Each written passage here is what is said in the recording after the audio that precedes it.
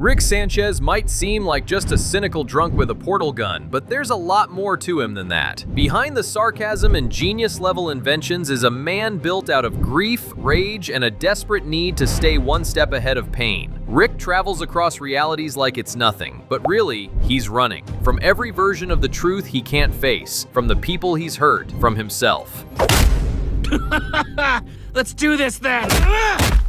You're welcome, by the way. I made you. To really understand Rick C-137, we have to go deeper than the catchphrases and chaos. We need to look at the losses that shattered him, the power that isolates him, and the relationships he can't quite destroy, no matter how hard he tries. In this video, we'll be breaking down every version of Rick explained, so grab your flask, recalibrate your portal gun, and let's take a look at the story of Rick Sanchez. But before we get started, make sure you're subscribed to our channel. Rick C-137 starts out as the genius who's already broken. Before we see any grand adventures across infinite realities, he's this drunk old man who treats family dinner like a hostage situation. That garage is his fortress, his laboratory, his personal corner of suburbia where he builds weapons of mass destruction and calls it Tuesday afternoon. This is Rick C-137, our main Rick, the one we follow through every season. He's the Rick who lost everything and decided the universe owed him payback. His days follow the same toxic pattern. Wake up with a hangover, grab more alcohol, mock Jerry's existence, then vanish into his workshop while the family debates shipping him off to a nursing home. He emerges only to drag Morty away from school for some experiment that could kill them both. We get our first real glimpse into Rick C-137's twisted routine in Season 1, Episode 1, The Pilot. Middle of the night, Rick stumbles into Morty's room completely wasted, rambling about destroying all of humanity. He's cobbled together this flying death trap and wants to collect Jessica so she and Morty can restart civilization after he nukes everyone else. When Morty fights back, Rick suddenly claims the whole thing was just a test to make his grandson more assertive. Then he passes out while his neutrino bomb arms itself in the background. This scene reveals everything about how Rick C-137 operates. He creates apocalyptic scenarios, pretends they're educational experiences, then either abandons them when called out or doubles down until someone else stops him. The bomb situation was probably real until Morty forced him to back down. Our Rick's baseline is maximum chaos wrapped in condescending lectures. The pattern repeats when Rick C-137 drags Morty to Dimension 35C for mega seeds. Rick delivers this inspiring speech about conquering fear and charging headfirst into danger. Then an alien monster appears and he immediately screams about imminent death and how he's never encountered anything this terrifying. Pure Rick C-137 behavior. Build yourself up as the expert, panic when reality disagrees, then act like the panic was strategic. Rick C-137's handling of the Megaseed mission shows his standard operating procedure. Morty shatters both legs because Rick forgot to mention the gravity boots need activation. Instead of taking responsibility, our Rick lectures about equipment protocols, then disappears through a portal to grab healing serum from some future dimension. He returns, patches Morty up like nothing happened, and immediately puts him back to work harvesting fruit. At Interdimensional Customs, Rick C-137 forces Morty to smuggle the seeds internally because Rick's own body is too experienced for the job. When security catches them, Rick tells Morty to shoot the guards because they're just robots. They're not robots, they're customs agents, but our Rick simply doesn't respect authority figures. His worldview reduces everyone to either useful assets or annoying obstacles. The episode concludes with Rick C-137 admitting that his claims about adventures making Morty smarter were complete fiction. The temporary intelligence came from mega seeds dissolving in Morty's digestive system. While his grandson convulses and loses motor control, Rick stands over him excitedly planning future expeditions. Rick and Morty forever and forever, 100 years, he declares as Morty writhes on the garage floor. Season 1, Episode 6, Rick Potion number 9, demonstrates exactly how Rick C-137 handles problems in his normal life. Morty requests a love potion for Jessica. Rick calls it beneath him, but creates one anyway using Vole DNA since Voles bond for life. He hands over the serum like he's being generous, then casually mentions after Morty leaves that flu complications might occur. Hey, there's no dangers or anything or side effects, right? Whoa, what am I, a hack? Go nuts, Morty. It's foolproof.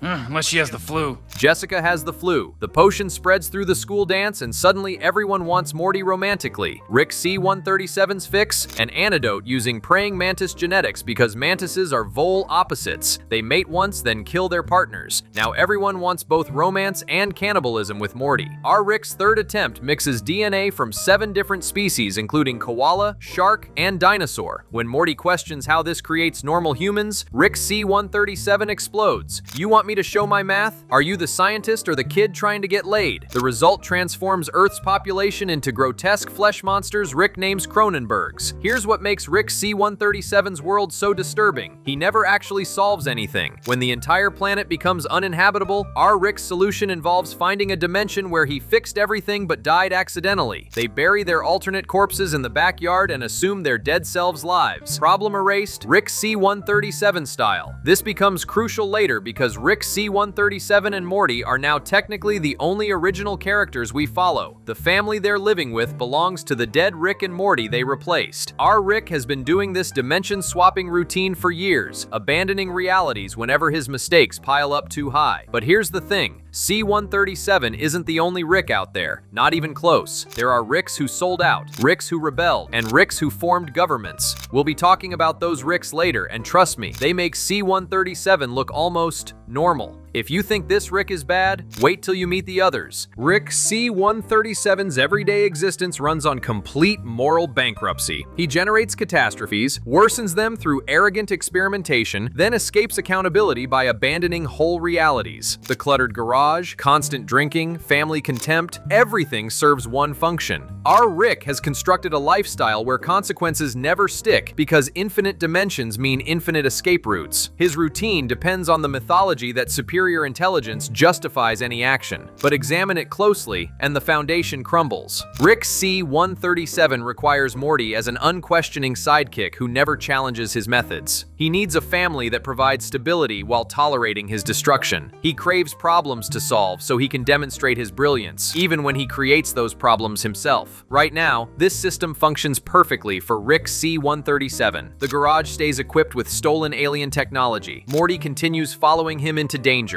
The replacement family keeps welcoming him back regardless of collateral damage. Our Rick's identity revolves around outrunning consequences through dimensional travel, but eventually, he'll encounter a situation that universe hopping cannot fix. And when that happens, we'll discover what Rick C-137 really becomes when running away stops being an option. Rick C-137 lives without consequences now, but it all started with one choice that ruined his life forever. Curious Rick gets a visitor who changes everything, and his response ruins his life forever. Season 3, Episode 1, The Rick Shank Redemption, shows us the exact moment when Rick's world gets turned upside down through a single conversation that lasts maybe 2 minutes but destroys decades of happiness. Rick Prime appears through a portal like he owns the place, immediately treating young Rick like they're old friends. He starts with this casual, well, if it isn't us, like he's meeting another version of himself at a coffee shop. But then Rick Prime drops the bombshell that changes everything. He explains that young Rick is actually behind the curve when it comes to scientific achievement. You know the worst part about inventing teleportation? Suddenly you're able to travel the whole galaxy, and the first thing you learn is, you're the last guy to invent teleportation. Rick Prime delivers this line like he's sharing some inside joke, but he's actually crushing young Rick's entire worldview. Everything young Rick thought made him special, his intelligence, his scientific achievements, his progress on teleportation, turns out to be ordinary across infinite realities. Rick Prime then makes his pitch, and it's absolutely incredible. He offers young Rick portal technology that would make him the smartest thing in every conceivable universe, the infinite Rick, a god. He paints this picture of unlimited power where Rick could do anything he wants, then hop to a timeline where he never did it. Complete freedom from consequences, infinite knowledge, unlimited power across all realities. The way Rick Prime sells this opportunity is brilliant and terrifying. He appeals directly to young Rick's scientific curiosity and his desire for significance. Instead of being the smartest man on one planet, Rick could become the smartest being across infinite universes. Instead of being limited by the laws of physics in one reality, he could transcend every limitation that exists. But Rick Prime also reveals something darker about the offer. He talks about having having infinite selves and describes it as a non-stop party where all the guests are the only person we like. The isolation built into this offer is staggering. Rick Prime is essentially saying that once you become an infinite being, other people stop mattering because they're all just variations of patterns you've seen before. Young Rick listens to this entire pitch and his response is immediate and devastating.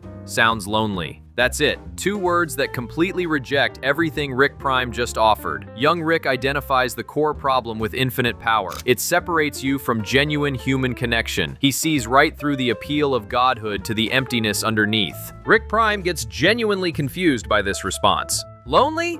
Dude, you have yourself, your infinite selves. He can't understand why anyone would choose limitation over limitless power. The idea that connection with other people could be more valuable than ultimate knowledge genuinely doesn't compute for Rick Prime. He's already lost the ability to see other beings as real. When young Rick says, pass, the casual dismissal hits Rick Prime like a slap in the face. Excuse me? Bro, Ricks don't pass on this. Who do you think you are? Rick Prime's reaction reveals that he's never encountered a Rick who would refuse this offer. The multiverse is apparently full of Ricks who chose power over connection, making young Rick's refusal genuinely shocking. Young Rick doubles down on his refusal by calling himself a different kind of Rick. He's explicitly rejecting the idea that all Ricks are the same, that they all want the same things, that they all make the same choices. This version of Rick has found something more valuable than infinite knowledge, a life worth living in one reality with people who matter to him. Rick Prime's response to this refusal is immediate and brutal. Well, we'll see how long that lasts. The threat is barely veiled. Rick Prime has just learned that young Rick values his family more than power, which means he's learned exactly how to hurt him. The offer was really a test, and young Rick failed by choosing love over ambition. The conversation ends with Rick Prime disappearing, but the damage is already done. He's identified young Rick's weakness, his attachment to his family, and he's going to exploit it. The bomb that kills Diane and Beth follows immediately after this conversation, showing that Rick Prime's real message was, join us willingly, or we'll force you to join us through suffering. What makes this sequence so devastating is how Rick Prime functions as both messenger and destroyer. He brings the opportunity that could have elevated young Rick to godhood, but when Rick refuses to abandon his humanity, Rick Prime takes away the very thing that made him choose humanity in the first place. The offer becomes a trap designed to destroy anyone who chooses differently. Young Rick's refusal also reveals the central tragedy of his character. He was right to refuse the offer. Choosing family over infinite power was the morally correct decision, but the universe punished him for making the right choice by taking away everything that made the choice worthwhile. Rick Prime essentially proved that good people can't survive in a multiverse full of infinite Ricks. The conversation sets up the entire series because it establishes Rick Prime as the force that destroyed young Rick's ability to choose love over power. Every terrible thing our Rick does throughout the show stems from this moment when he learned that refusing to become a monster gets the people you love killed. Rick Prime didn't just offer portal technology, he offered a lesson about how the multiverse really works, and young Rick learned it the hard way. Rick gave up power to stay human and got punished for it, but later he meets a version of himself that shows he didn't have to turn cruel to stay strong. When everything starts falling apart, when 6 days of adventures leave you shaking, when your hands tremble from trauma, and even your own grandson looks at you like you might be the problem, what do? If you're Rick Sanchez, you finally admit you need help. But what happens when that help comes from within yourself? What happens when the person who shows you how to be better is literally the better version of you? That's exactly what unfolds in Season 3, Episode 6, Rest and Ricklaxation.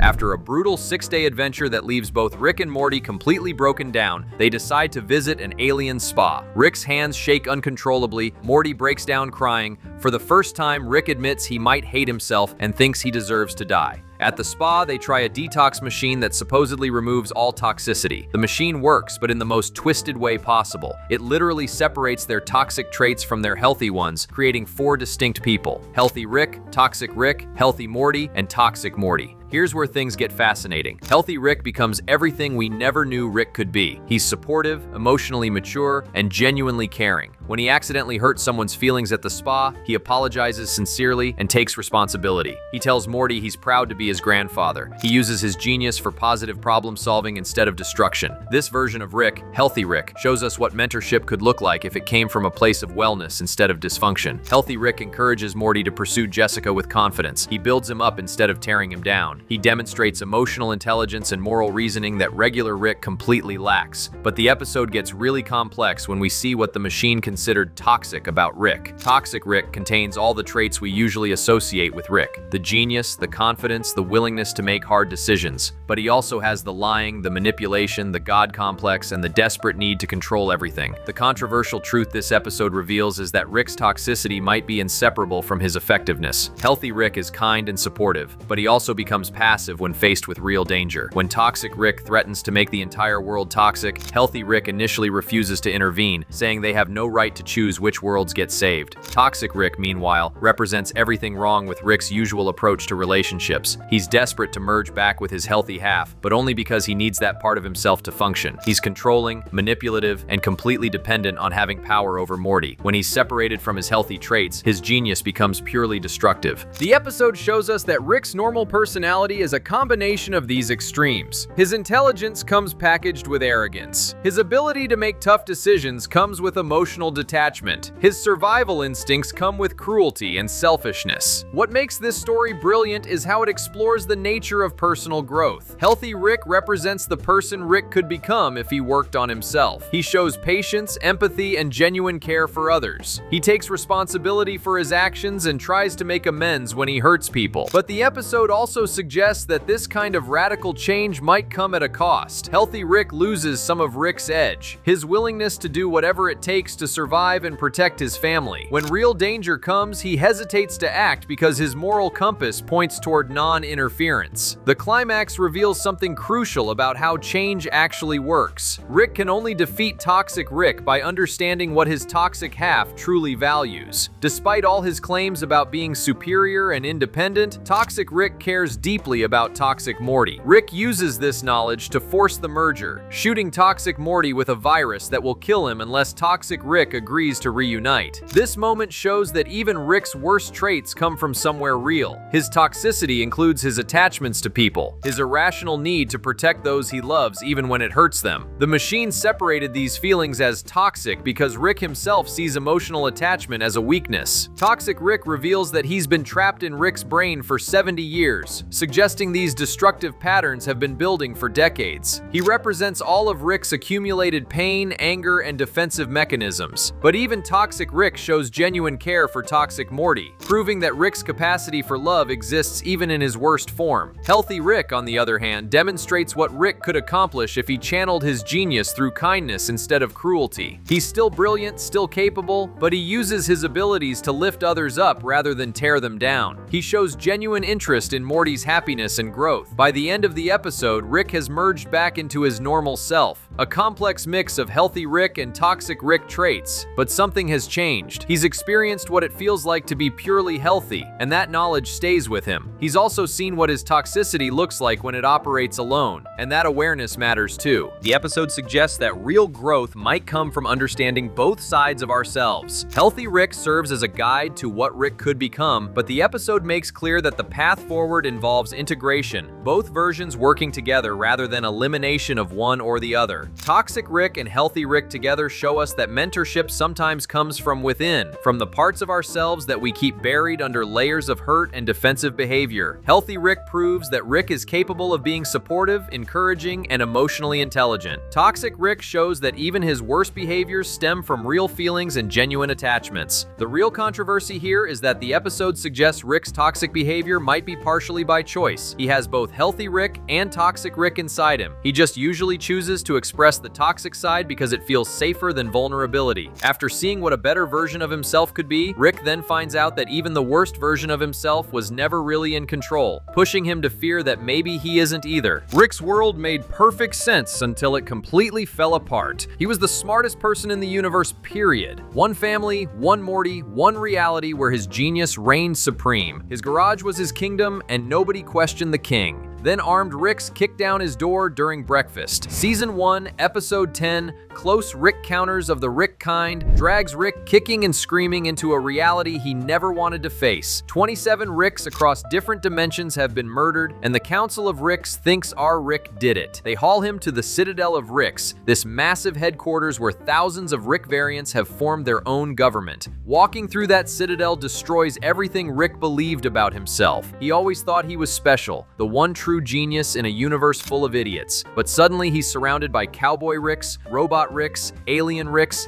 each one convinced of their own brilliance. Rick realizes he might just be another face in an infinite crowd. The council represents everything Rick despises about safety and compromise. These Ricks gave up their independence because they were scared. They formed a government to protect themselves from other governments. They chose security over freedom, and Rick can see exactly how pathetic that makes them. But their existence forces Rick to confront uncomfortable questions. If there are infinite Ricks, what makes him special? If other versions of himself can make different choices, what does that say about his own decisions? When Rick escapes to hunt down the real killer, he finds evil Rick operating from a dome covered in tortured Mortys. This version takes everything Rick represents and pushes it to pure horror. Where Rick uses Morty as camouflage because Morty's brainwaves hide his genius, evil Rick created a matrix of suffering Mortys for the same purpose. Evil Rick embodies Rick without any pretense of caring. He tortures Mortys because it works. He kills other Ricks because they're in his way. He's Rick with all the pain and complexity stripped away, leaving only cold efficiency. Somehow this makes him more terrifying than if he were just angry or sad. But then the Mortys rebel and tear evil Rick apart, revealing wires in his brain. The most evil Rick in the multiverse was being controlled by his Morty the entire time. Evil Rick was actually a controlled Rick. Evil Morty had been pulling the strings from behind an eye patch, making the smartest person in the universe dance like a puppet. This revelation shatters Rick's understanding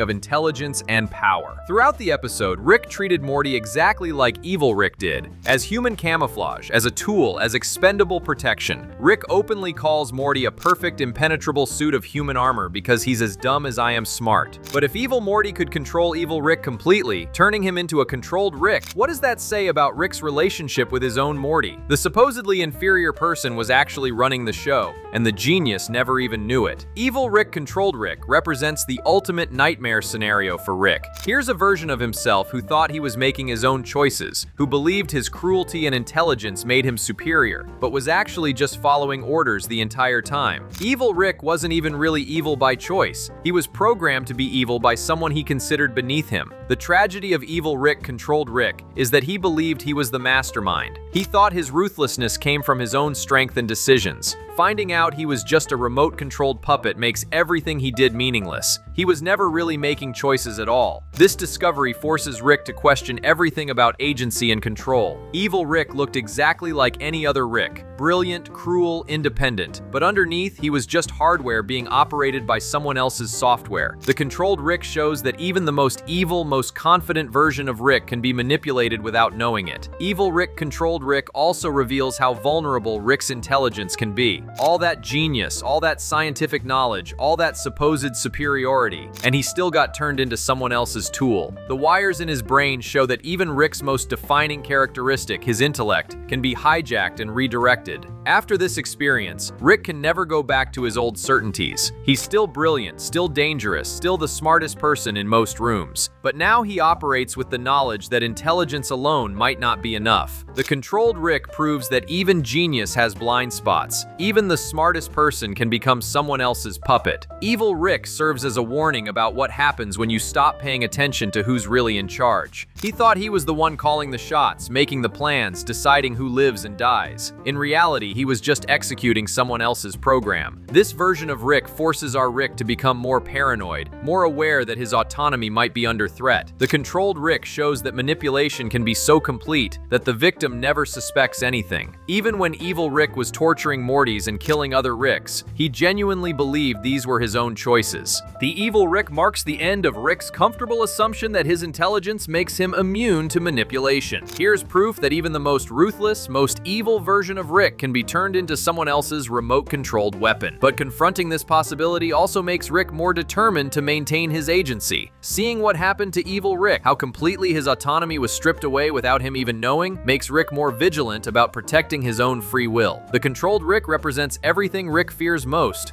losing himself while thinking he's still in control. After seeing those wires in Evil Rick's brain, Rick can never again assume that his choices are entirely his own. After realizing he might not be in control of his own mind, Rick enters a world built entirely by himself and still finds nothing but corruption, failure, and lies. If you're enjoying the video so far, don't forget to leave a like. Rick thought he was the smartest person in the universe until he discovered he was just one of thousands. The Council of Ricks shattered his delusion of uniqueness, but it also revealed something darker. What happens when infinite versions of the same genius try to work together? Season 3, Episode 7, The Ricklantis Mix-Up takes us deep inside the Citadel of Ricks, showing us a society built entirely by and for Ricks. But this episode reveals that even when you remove every other variable, Ricks still create the same problems they complain about everywhere else: corruption, inequality, violence, and betrayal. The Council of Ricks represents every type of Rick you can imagine. There's Quantum Rick, Maximums Rickamus, and dozens of others, each one convinced of their own superiority while participating in a system that proves they're all basically the same. These Ricks formed their government because they were scared of other governments but ended up creating something even worse. What makes this episode brilliant is how it shows that the Council of Ricks operates exactly like every corrupt political system Rick claims to hate. They have elections that mean nothing, police who take bribes, factories that exploit workers, and shadow councils that make the real decisions. The Ricks, who were supposed to be too smart for regular society, ended up recreating all of society's worst aspects. The various council Ricks serve different functions, but they all share the same fundamental flaw. They believe being Rick makes them special while proving they're completely ordinary. Quantum Rick thinks his scientific knowledge makes him fit to govern. Maximums Rickamus believes his experience gives him wisdom, but they're all just variations on the same theme of intellectual arrogance combined with emotional immaturity. Rick J22 in the Wafer Factory shows us what happens to Ricks who challenge the system. He works for 15 years stamping cookies, watching other Ricks get promoted over him until he finally snaps and kills his supervisor. The factory produces simple Rick wafers by keeping one Rick trapped in a loop of happiness, feeding off his joy to flavor cookies. This represents how the Council of Ricks literally consumes the best parts of themselves to maintain their system. When Rick J22 takes Simple Rick hostage and demands a portal gun to escape, he thinks he's finally taking control of his life. Rick D. Sanchez III shows up pretending to be sympathetic, telling him he's more Rick than the others, offering him freedom and a new life. But it's all a setup. They shoot Rick J22 and plug him into the same machine that was torturing Simple Rick, using his moment of hope and rebellion to flavor their new Freedom Wafer line. This storyline reveals how the Council operates. They don't just suppress rebellion, they commodify it. They turn resistance into a product. Rick J22's genuine anger at being exploited becomes just another flavor of wafer for other Ricks to consume. Meanwhile, Cop Rick and Cop Morty show us how the Council's law enforcement works. Cop Morty has become everything wrong with police corruption. He takes bribes, uses excessive force, and calls other Mortys slurs. But here's the twist. Cop Morty is the one with all the connections and knowledge, while Cop Rick is the naive newcomer who still believes in doing the right thing. When they raid the Mortytown locos, Cop Rick tries to show compassion to a crying Morty, only to get stabbed. Cop Morty consoles him by saying it's okay to put faith in Mortys, just the right ones. Then Cop Morty blows up the building with the suspects inside and lies about what happened. When Cop Rick tries to arrest Big Morty for corruption, Cop Morty kills both Big Morty and tries to kill Cop Rick, forcing Rick to shoot his own partner. This storyline shows how the Council's system corrupts everyone who participates in it.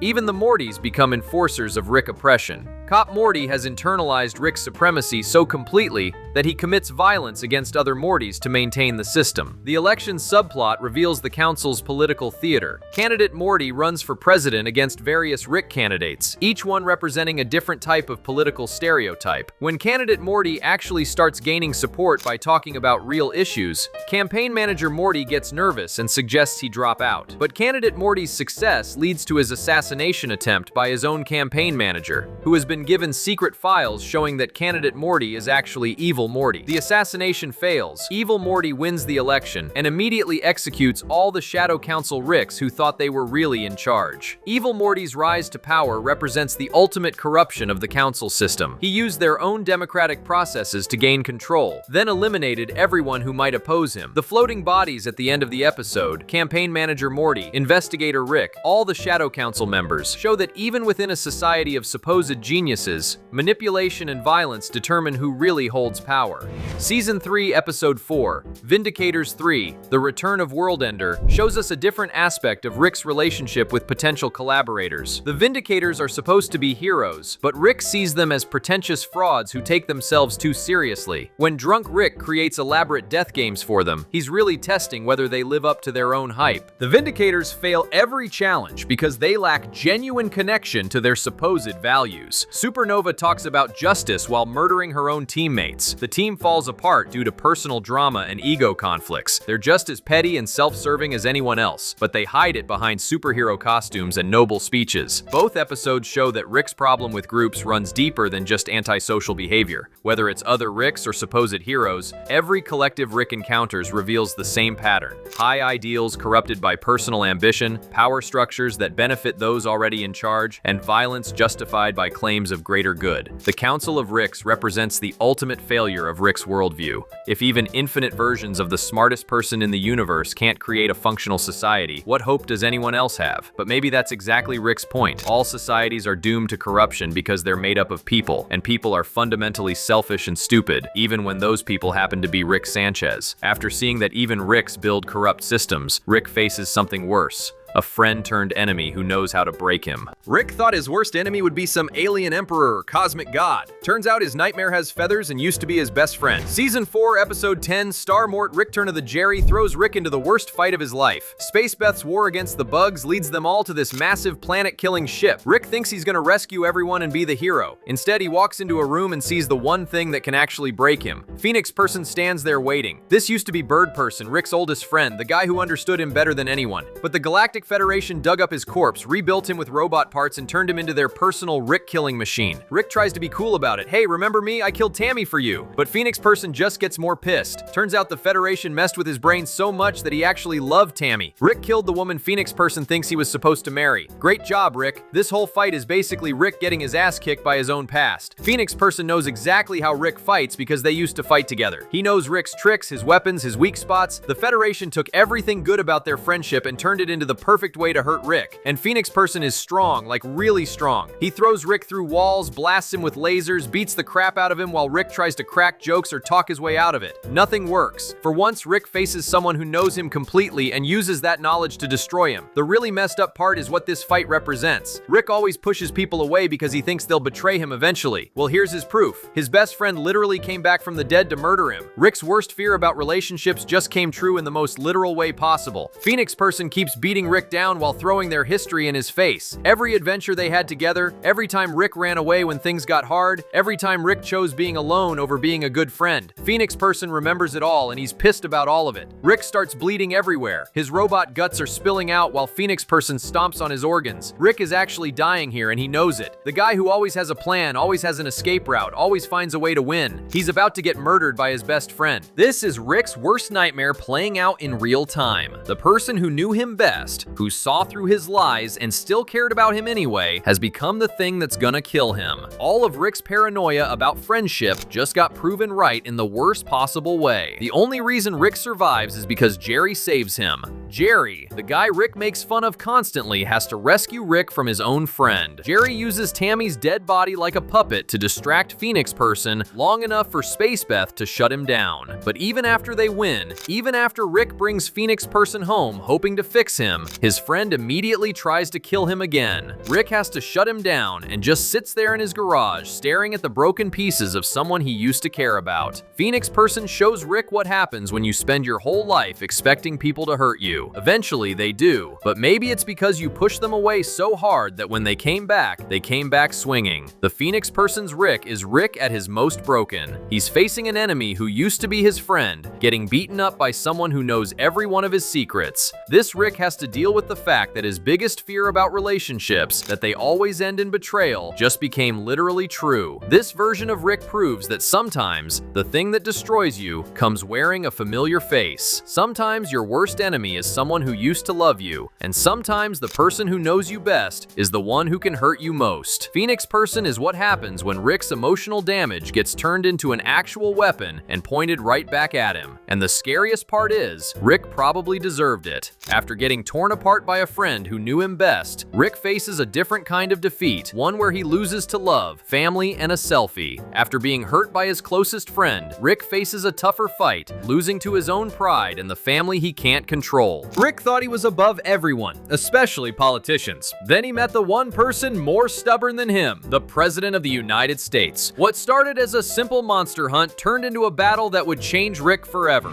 Season 3, Episode 10. The Rickchurian Morty date begins with Rick and Morty getting called to handle some alien creature in the White House tunnels. They show up, blast the thing in about 2 seconds, then get bored and go home to play Minecraft. Classic Rick move, do the job quickly, then ignore everything else. But the president takes this personally. He's been watching them through satellites, and he sees Rick and Morty just chilling at home instead of taking their government work seriously. When he calls them out, Rick basically tells him to go screw himself. The president treats them like employees, but Rick sees himself as doing the president a favor just by showing up. This fight reveals something crucial about Rick's character. He genuinely believes he's too important to be held accountable by anyone. When the president mentions that Rick and Morty break about 1,000 federal laws per day, Rick thinks that's actually pretty cool. He assumes the government just tolerates this because they know Rick is too powerful to arrest. The President Rick emerges during this conflict, the version of Rick who gets into a power struggle with the most powerful person on Earth. This Rick represents Rick's ego at its absolute peak. He believes he's untouchable, that he can insult world leaders and face zero consequences. But then things escalate in ways Rick never expected. When Rick and Morty show up in Brazil to investigate a tiny civilization, the president brings his own team to claim jurisdiction. Rick protests, so the president has them arrested with special restraints made of sanchesium, a fake element the government created just to mess with Rick. The fact that they named a fake element after Rick shows how much he's gotten under their skin, but it also shows Rick's influence has limits. He can break a lot of laws, but he can still get arrested when someone really wants to arrest him. Rick escapes pretty easily because, well, he made up sanchesium and posted about it on Wikipedia, but the president keeps escalating. When Rick solves the tiny civilization problem and even brokers peace between Israel and Palestine just to show off, the president declares war on Rick personally. This leads to an absolutely brutal fight through the White House. Rick kills Secret Service agents with some kind of instant death technology. The president brings out military robots, child soldiers, invisible troops, and even a satellite laser. They destroy huge chunks of the White House while beating each other senseless. The fight gets really personal really fast. Rick threatens to visit the president's mother. The president calls Rick a terrorist. They're both acting like children, but children with access to weapons of mass destruction. During all this chaos, Rick keeps insisting that Morty deserves a selfie with the president. This seems like a weird thing to focus on during a life or death battle, but it represents something deeper. Rick is fighting for Morty's dignity, for his grandson to be treated with respect. The controversial truth this episode reveals is that Rick actually cares more about Morty's feelings than his own ego. He could have just left, could have taken his family to a different dimension where none of this happened. Instead, he chooses to fight the President of the United States over a selfie. When Rick finally wins the fight and forces the president to agree to the selfie, Morty has disappeared. He calls Rick to say he stole the portal gun. The family is hiding from Rick, and he honestly could take or leave the selfie at this point. Rick spent all this time and energy fighting for something Morty never really wanted. This moment breaks Rick in a way that physical violence never could. He realizes he's been projecting his own need for respect onto Morty. The whole fight was about Rick's ego, not Morty's happiness. Rick assumed Morty wanted validation from powerful people because Rick craves that validation himself. Meanwhile, Beth and Jerry get back together after Beth's clone paranoia drives her to Jerry for comfort. The family chooses each other over Rick, and they hide from him because they think he might kill Beth if she's a clone. Rick's own family is afraid of him. Rick swallows his pride and asks the president for help finding his family. He promises to leave the president alone forever if he can just get his family back. This represents a massive shift for Rick. He's admitting he needs help, and he's willing to give up his power games for his relationships. When Rick finds his family, he shows up planning to kill Jerry because he thinks Jerry is the problem. But Beth defends Jerry, and Rick realizes he's lost. Jerry has won simply by being there, by being consistent, by loving Beth unconditionally, while Rick played complicated mind games. Rick makes the hardest choice of his life. He accepts Jerry back into the family. He gives up his position as the dominant force in the household and agrees to be just another family member. This is Rick's version of character growth, and it's painful to watch. The episode ends with Rick disguising himself as Fly Fishing Rick to make peace with the president. He pretends to be a different Rick who travels between dimensions, offering to help with future threats. Both Rick and the president get to save face while ending their conflict. President Rick represents Rick at a crossroads. He can keep fighting everyone who challenges his authority, or he he can choose his family over his ego. The fight with the president forces Rick to realize that his power means nothing if he loses the people he actually cares about. This version of Rick discovers that sometimes winning means admitting you were wrong. Sometimes being the smartest person in the universe means knowing when to stop being smart and start being human. Rick gets his family back, but only by accepting that he can't control them anymore. The real victory here comes from Rick choosing love over power, family over status, and humility over dominance. That's a harder fight than any battle with the president, and it's one Rick almost loses. Rick chooses family over power fighting the president, but after killing Rick Prime, he's left empty and lost, not knowing what to do next. So you finally killed Rick Prime, the guy who murdered your family. Now what? This is where Rick C-137 finds himself after beating Rick Prime to death with his bare hands. The victory tastes like nothing. Empty, hollow. All those years hunting Rick Prime, all that rage, all that purpose, gone in an instant. And there's nothing that fills the void. The ending of Unmortrican shows us something we rarely see from Rick: complete emotional numbness. Evil Morty even calls it out, asks Rick how it feels, expecting some satisfaction. But Rick just stands there covered in Rick Prime's blood, looking like a man who just realized he spent his entire life chasing something that would never actually fix him. The 1,000-yard stare mirrors what Morty went through way back in Season 1, except Rick has decades more baggage and way fewer healthy coping mechanisms. Then Rick Fending Your Mort opens with Rick passed out drunk on the garage floor. This is peak post-revenge depression. The man literally has nothing left to live for. His entire identity was built around hunting Rick Prime, and now that Rick Prime is dead, who is he? Morty tries to cheer him up with those adventure cards, and Rick's response is telling. He flips out completely. This guy who used to live for chaos and adventure suddenly wants to audit everything, call in cosmic entities, prove Morty wrong about technicalities. Why?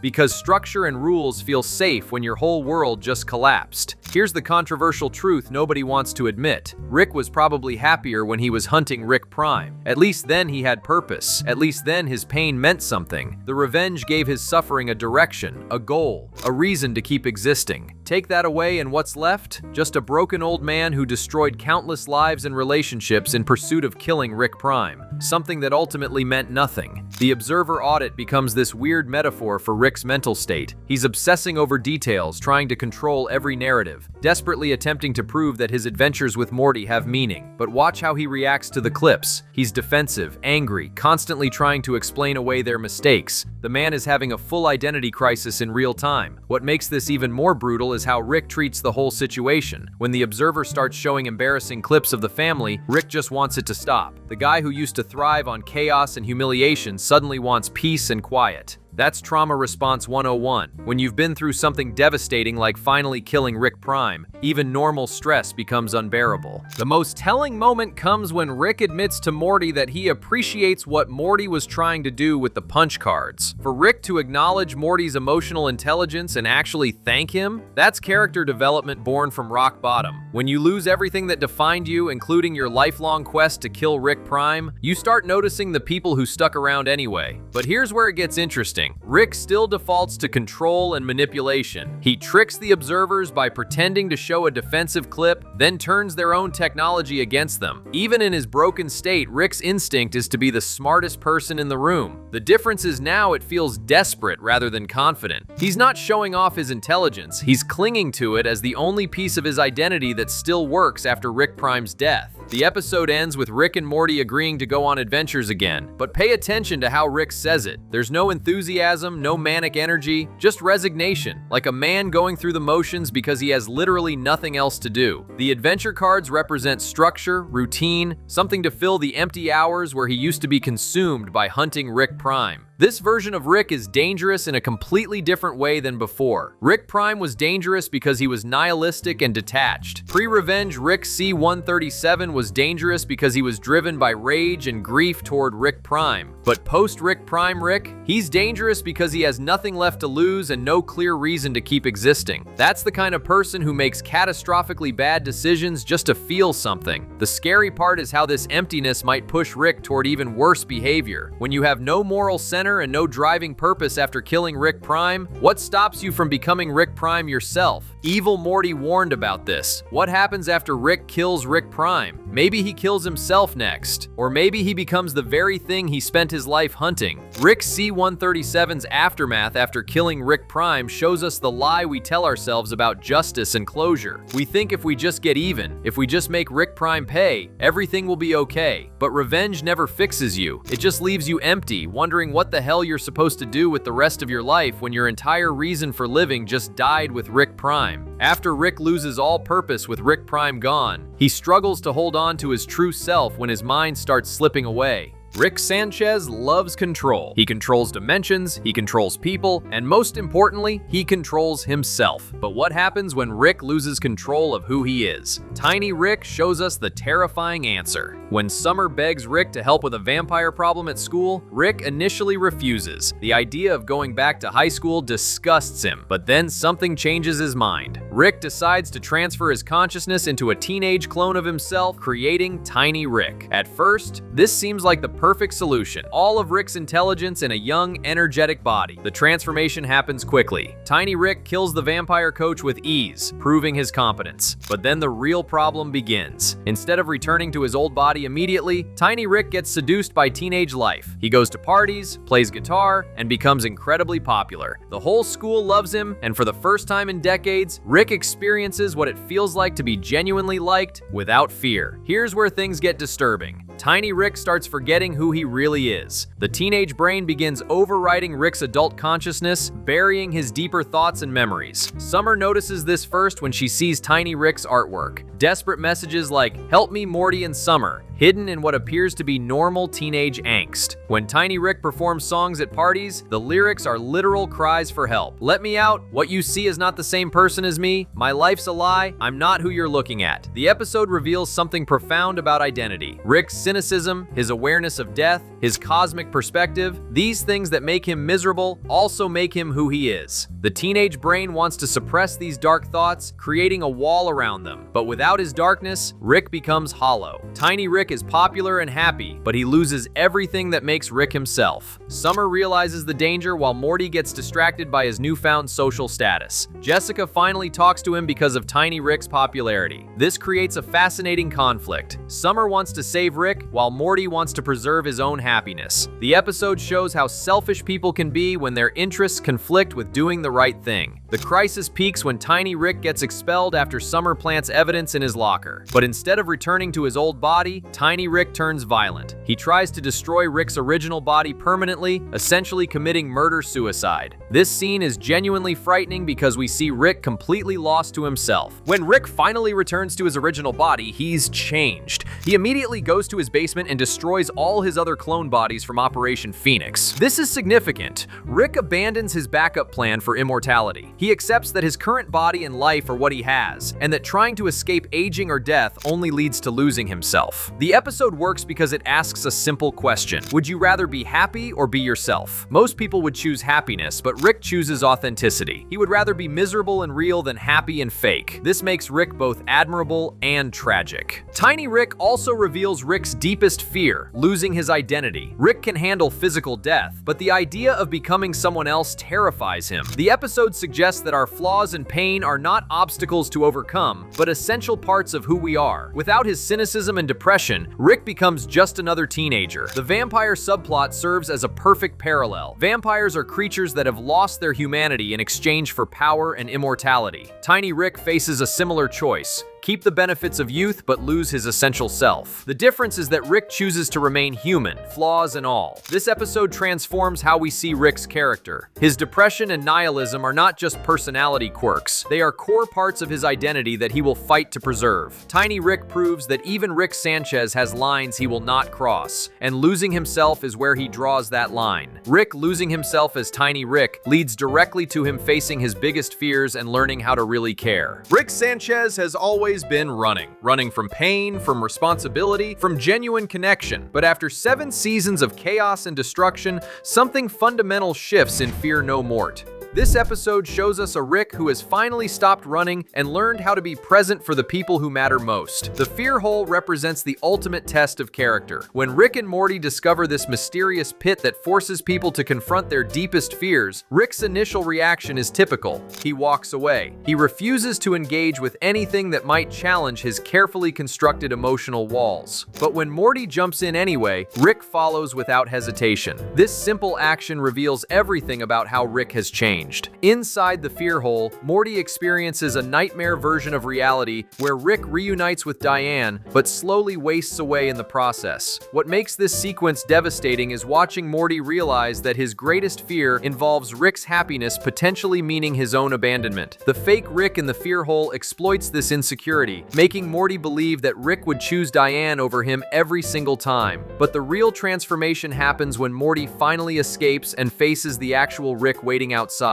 When Morty asks if he's irreplaceable, Rick gives an answer that would have been impossible from earlier versions of himself. Instead of deflecting with sarcasm or cruelty, Rick responds with "define irreplaceable," a gentle way of acknowledging Morty's worth without completely abandoning his scientific worldview. This moment captures perfectly how Rick has evolved. He has learned to balance his intellectual honesty with emotional intelligence. Rick could have said, "Yes, you're irreplaceable," to make Morty feel better, but that would have been a lie. He could have said, "Nobody is irreplaceable," to maintain his nihilistic consistency, but that would have been cruel. Instead, he finds a middle ground that validates Morty's feelings while staying true to his own nature. The episode's most powerful symbol comes at the very end. After Morty shares his traumatic experience in the fear hole, Rick quietly returns to the bathroom and places a photo of Morty on the bulletin board, the wall reserved for people who conquered their fears. Rick recognizes that Morty achieved something extraordinary, and he wants to honor that accomplishment. This gesture reveals the depth of Rick's transformation. The old Rick would have mocked the very idea of a fear-conquering wall. He would have dismissed the entire concept as meaningless sentiment. But this Rick understands that meaning comes from the connections we make and the people we choose to celebrate. By placing Morty's photo on that wall, Rick is essentially saying, "This matters because you matter." What makes Rick's evolution so compelling is that he maintains his essential character while fundamentally changing his priorities. He still makes crude jokes and maintains his scientific perspective. He still sees through illusions and refuses to be manipulated by false hope. But now these traits serve a different purpose. They protect and support the people he loves rather than isolating him from them. The Fear Hole episode also shows how Rick has learned to recognize when someone needs help versus when they need space. Throughout Morty's ordeal, Rick waits patiently outside, trusting that Morty can handle the challenge while remaining ready to assist if needed. This represents a massive shift from the Rick who used to drag Morty into dangerous situations without considering the psychological consequences. Rick's relationship with fear itself has also evolved. Earlier seasons showed us a Rick who seemed fearless because he had numbed himself to almost everything.